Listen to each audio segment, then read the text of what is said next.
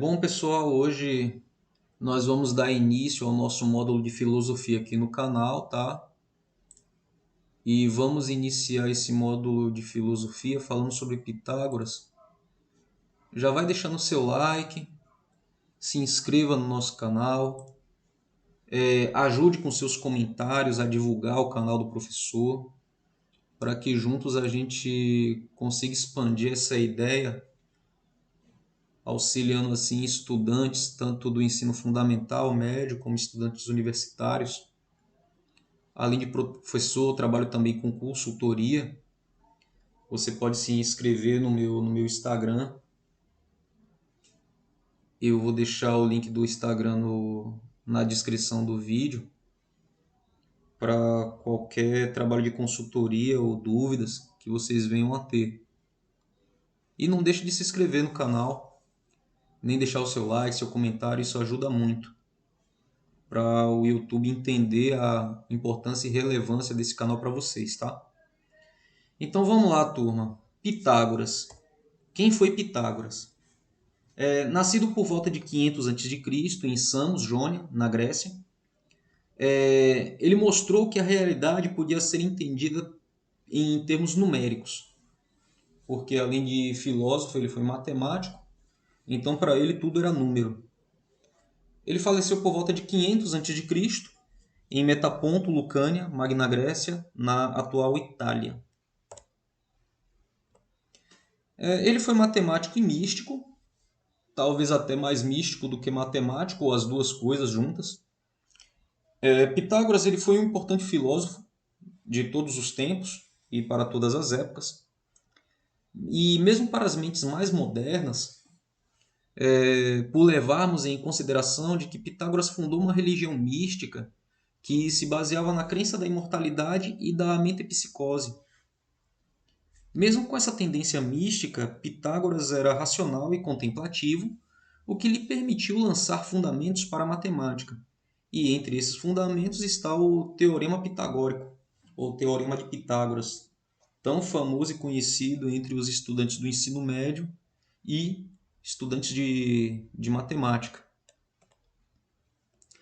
A metapsicose é a noção de que depois da morte a alma da pessoa passa para o corpo de outra pessoa ou de um animal. Parece certo que Pitágoras esteve envolvido com essa crença na transmigração de almas. Xenófanes ele foi um filósofo contemporâneo de Pitágoras e, em dado momento, Xenófanes ridicularizou ao questionar se ele era capaz ou se fosse capaz de reconhecer a voz de um amigo no latido de um cachorro. Então, com esse questionamento, Xenófanes ele provocou Pitágoras, colocando essa ideia em xeque, essa ideia da metempsicose. E o famoso teorema de Pitágoras, né? É o teorema que afirma que em qualquer triângulo retângulo a soma dos quadrados dos catetos é igual ao quadrado da hipotenusa. Na ilustração aqui embaixo, eu coloquei um triângulo retângulo, tá? Onde H representa a hipotenusa e o CTO representa o cateto oposto e o CTA o cateto adjacente. Ou seja, os lados do triângulo oposto à hipotenusa são os catetos, igualados ao ângulo reto, o ângulo de 90 graus.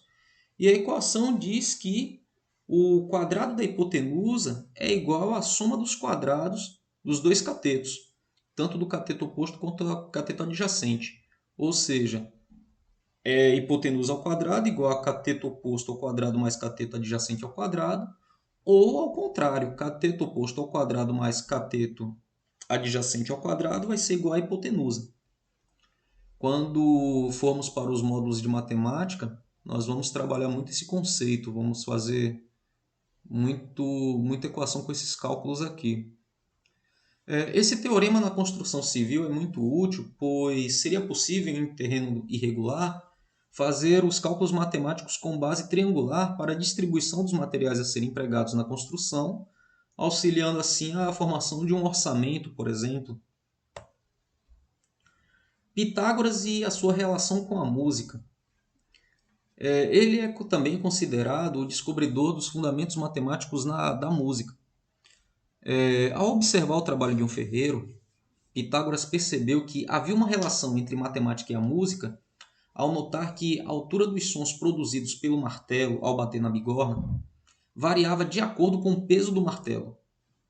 Ou seja, se o martelo ele fosse mais pesado, o som na bigorna seria mais alto, e se o martelo fosse mais leve, ao bater na bigorna também iria produzir um som mais baixo.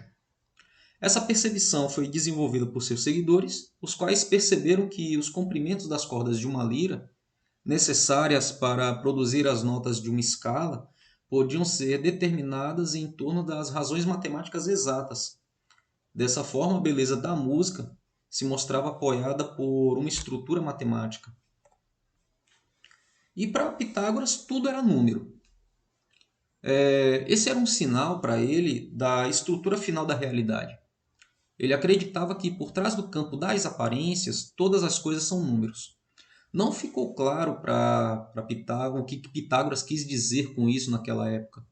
E o problema maior é que não foram conservados os escritos originais desse filósofo, ou principalmente o que ele escreveu naquela época. E tudo com o que podemos contar são fragmentos de seus ensinamentos, que foram deixados por seus seguidores. Apesar disso, Rousseau, que foi um filósofo do século XX, sugere que é provável que Pitágoras estivesse envolvido com uma visão molecular da realidade já naquela época, e que ele pensasse que os corpos eram, em última instância, compostos por átomos individuais. Isso o torna suscetível à análise matemática, o que então se encaixaria em sua visão de que todas as coisas são números. E a influência de Pitágoras para nós?